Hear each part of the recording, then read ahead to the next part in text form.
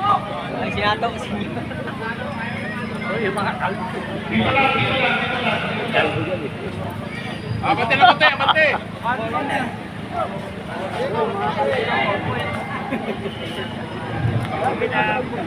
Alam nyo, masaya yung ating mga kapulisan. Pinsan!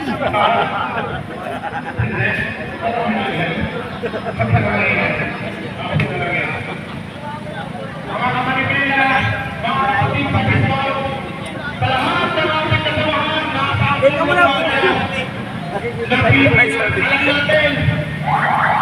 iniwan, ang Mindanao, ang po lahat ng ating kasamahan. Yung mga kapatid natin Biskundo, yung mga truck, palapitin din natin, hayaan natin. Palapitin natin, kasamaan natin. Yung mga malalaki ang katawan, naiinis ako pag nakikita ko kayo nakaupo. Kita! Ayun na pa! Ayun! Mga baboy! Tayo! Tayo!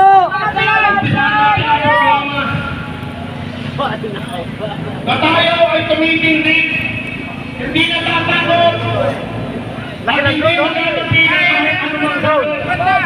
Laban! Laban! Ngayong araw Laban ka ba? ng Lunes, pinapakita natin yung Disney outfit ko, putangin lang yan. Bumusina ng bumusina parang tanga. Mag-iwalay-walay mo tayo! Kasi hindi na tayo pinadaan. Hihingi muna tayo ng paumanhin sa lahat ng naapektuhan. Kung pinadaan sana tayo dito sa Espanya upang makarating sa Mindiola, hindi na ho sana magbabara ang kalsada. Ito mga ang minority! Mahal na Pangulo, iilan pa lamang po ito. Tignan po ninyo,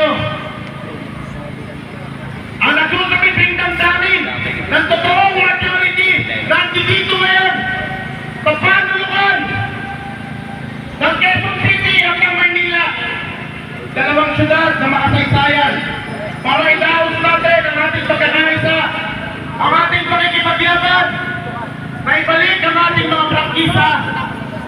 Hayaan tayo makapaghanap buhay at huwag mapisaw ang ating mga jeepney. Sa lahat ng ating senador, ito po ang suporta at totoong suporta ng majority na binigyan po ninyo ng pagkakataon na sana ay masuspend itong PUBFC para sa hanay ng totoong transport sector. Yung mga nasa akap, umaakap sa modernisasyon, umaakap sa korupsyon, mauna na kayo sa impyerno. Mga putang ina nyo. Huwag siya kaming itamay sa inyong pagkalugi. Isipin mo, ang nasa utak,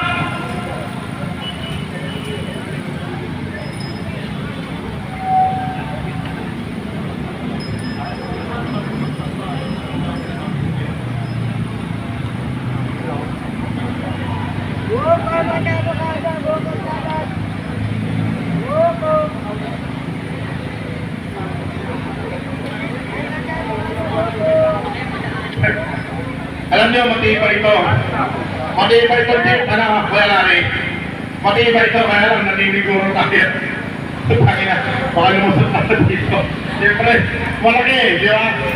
Malaki yung bayag natin sa makikipaglaban! Laban! Yung mga walang bayag, nauna na! Sinamahan pa! Ng mga taga-LTFRB! Alam niyo ba, yung Unity Walk, ultimo janitor sa LTFRB, ultimo taga-timpla ng kape! Sinama! Marami! Ito, tignan ninyo ang totoong hanay ng sektor ng transportasyon.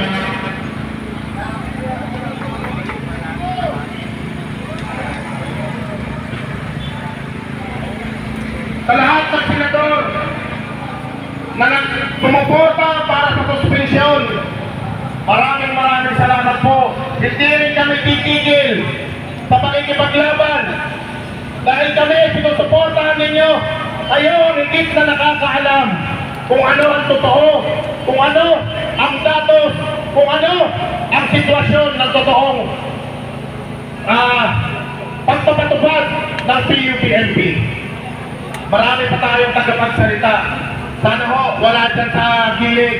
Nandito tayong lahat. Yung ibang kasamahan po natin. Kuya, aagahan natin umalis kung gusto niya lang umuwi. Okay?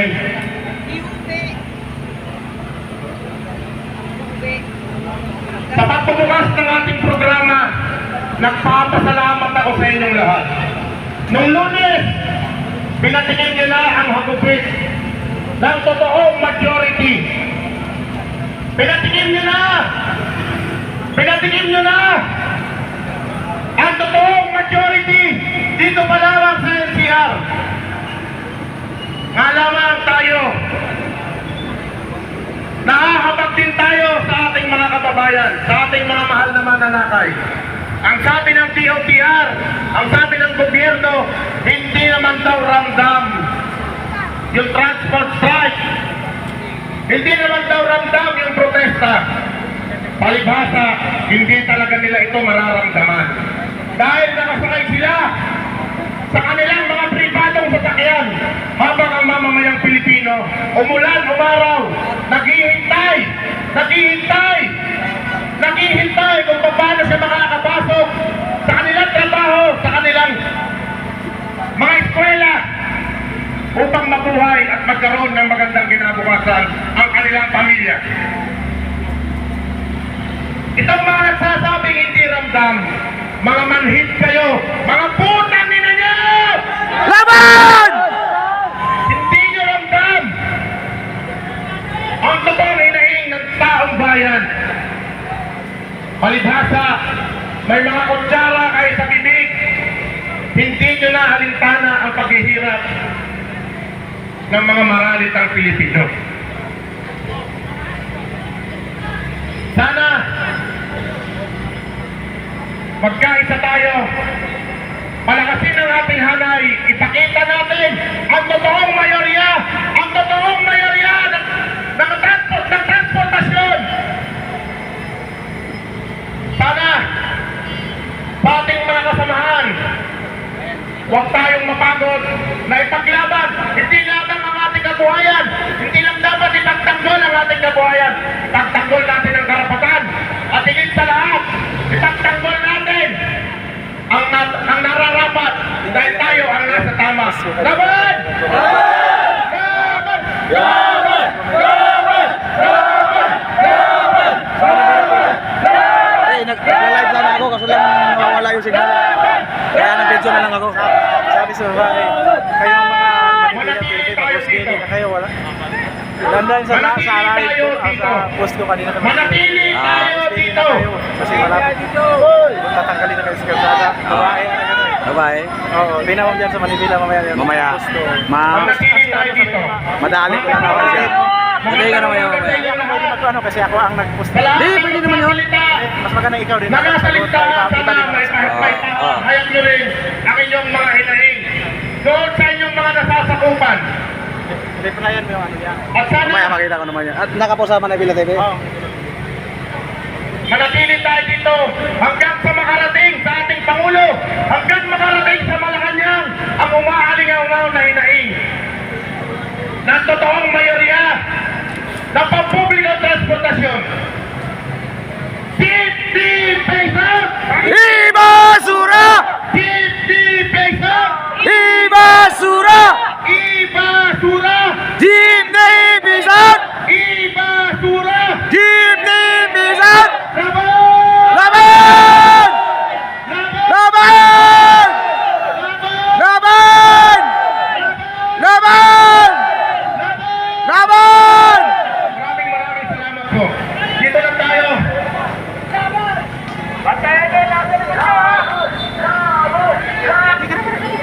Kamuti, dat ka na. Diakyat ka. Oo, yun. Yung payong mo.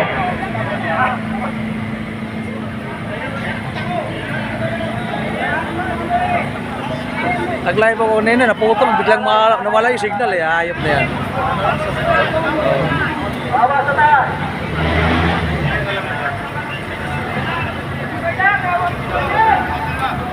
Ito yung sinasabi nilang ano, 20% na lang. Ay!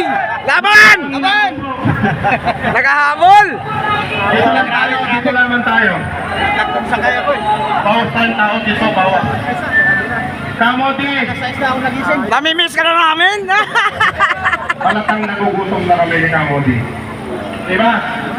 Kamote, Ito yung sinasabi ng LTFRB na ano, palakas siya. 20%. Alam nyo, sa paglaban. Yung unity walk nila, 3%, samantalang yung unity walk namin, eto, tingnan mo kung 3% pa to.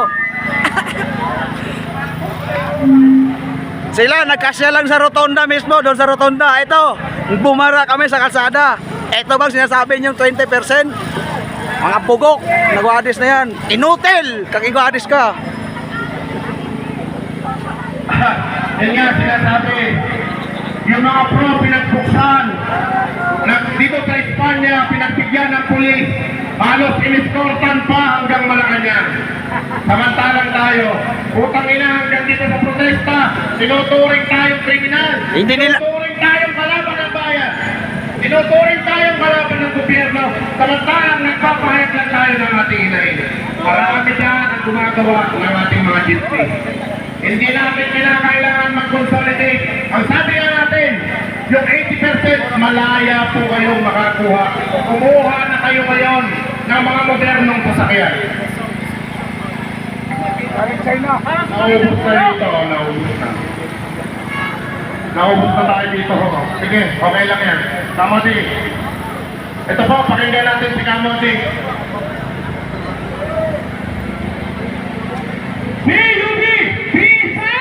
Ibasura! Basura! Biubibisan! Magandang araw sa ating mga kasama sa Manubela at sa ating mga kasama sa Piston, Kadamay at Motor 50 Coalition. Laban! At ng mga kabataan at ng tinutang mayuulo at iba pang sektor na patuloy na nininindigan para ipagtanggol ang ating kabuhayan. Alam niyo mga kasama, ngayong araw ay nasa gitna tayo ng mga dalawang ahinsya o isang ahinsya lamang. Inilagay tayo sa gitna. Yung nasa may circle ay pulis ng Quezon City. Yung nasa harapan po natin ay pulis ng Maynila. Ibig sabihin, ano bang kinatatakot ng mga kapulisan na kung tayo'y makatuloy doon sa luklukan ng kapangyarihan ni Bongbong Marcos? Bakit nga ba nasa kalsada tayo mga kasama? Bakit nga ba tayo ay nagpapainit dito sa gitna ng kalsada? Hindi natin ginusto ang pumunta sa gitna ng kalsada. Ang nagtulak sa atin ay ang kapabayaan at pagkainutin na nagdistrasyon ni Bongbong Marcos. Hindi niya tinignan ang fundamental na suliranin ng mga driver at mga operator at ng commuters. Ang sinasabi nila ay nasa 80% na raw ang nag-comply sa PUBNP. Pero ang tanong, saan hinubog yung 80% na sinasabi ng administrasyon at ng DOTR at ng LTFRB? Kung titingnan po natin, ay sumasalpak sa kanilang mga mukha ang mga panahon na sinasabi nila na sila'y nasa 80%. Batay sa datos ng LTFRB ay halos 12,772 pa lamang ang tumatakbo ng mga modern, na mga minibus dito sa ating bansa. Ang mga traditional of jeepney sa buong bansa ay halos umaabot pa po ng 170 o 160,000 na mga driver at operator. Ibig sabihin ay majority pa rin na tumatakbo sa lansangan ay ang ating mga traditional of jeepney. Kaya saan kinuha ang 80% na sinasabi ng administrasyon na nag-comply sa kanyang programa? Malinaw ang posisyon natin. Kung ang layunin ng gobyerno ay magtayang mag-ayos ng muda ng ating public transport as late. Dahil ang sektor po natin, sabi nga po natin, almost 80 years na tayo tuloy-tuloy na nagre-rehabilitation ng ating mga pampublikong transportasyon. Wala pa mga programa ang gobyerno. Tayo po tuloy-tuloy na nagre-rehab sapagkat tayo ang nakakakita ng mas pangangailangan ng ating mamamayan. Sa ilalim ng programa ng PUBNC ay hindi ang layunin nito ay para ayusin ang serbisyo sa ating mga mamamayan. Hindi para ayusin ang buhay ng mga driver at mga operator na kung saan sa ngayon ay lalong nagdudulot, lumulugmok sa pagbuloy ng kahirapan ang ating mga nauna at naunang nabiktima ng programa. Alam po ba natin mga kasama, mga kababayan, sa mga hearing na ating tinaluhan sa Kongreso at Senado ay marami na nagsalita na mga naggrupo, nag-corporation, nag-kooperatiba na kung saan ay sila'y nabaon sa utang at sila'y nawala ng kabuhayan.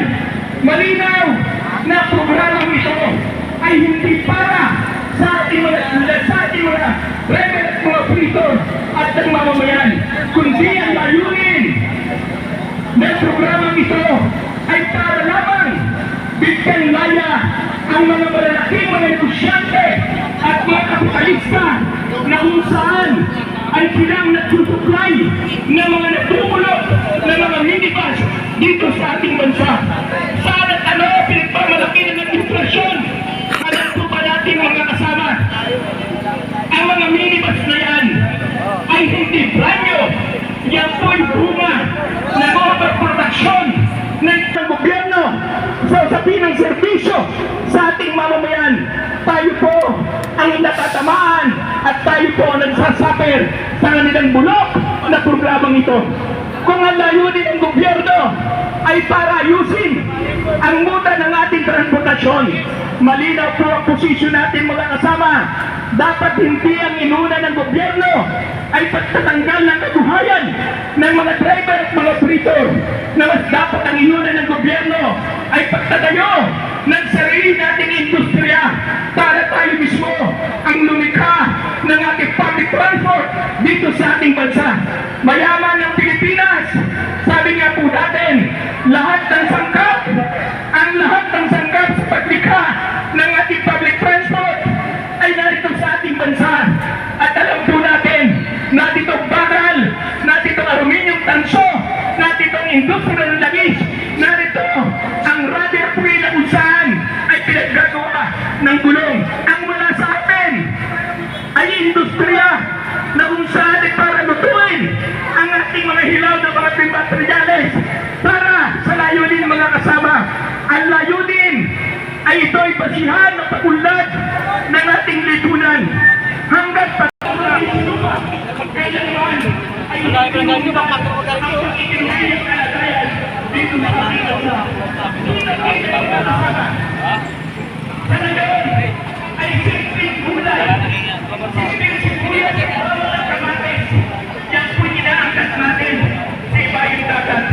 hanggang yung ating walang magsasaka ay natutulong ang kanilang mga produkto dahil wala pagtimbahan, walang mga suporta ang gobyerno.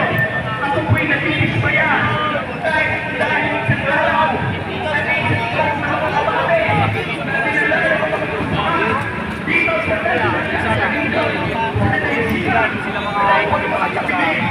Oh, para na sa beach lang.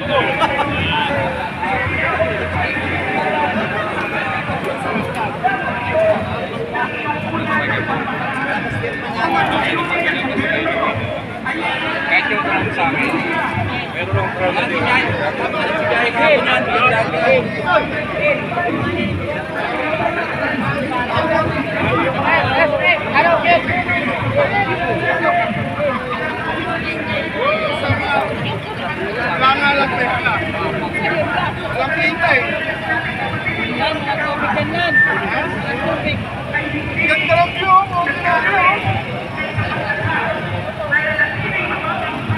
Bihirang pa siya ata. Parang nasa ano lang ba? Parang nasa beach lang. Ayun yung isa, di mo?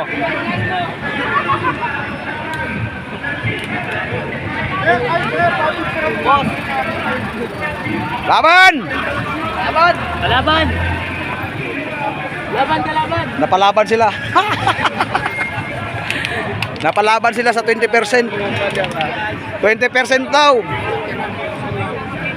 Ang galing ng 20%. Bumara sa kalsada.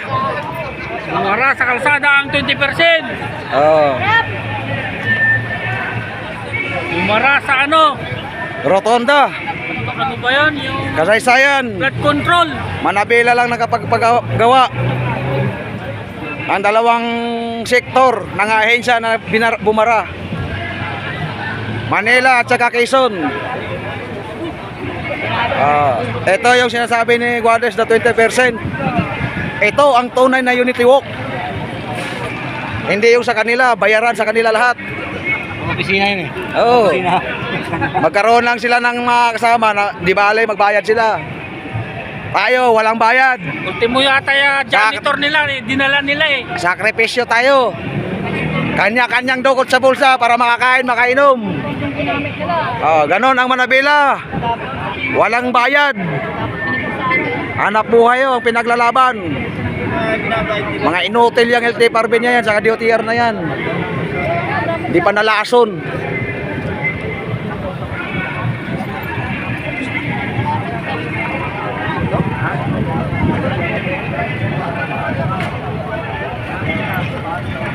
Palapitin natin si Chairman.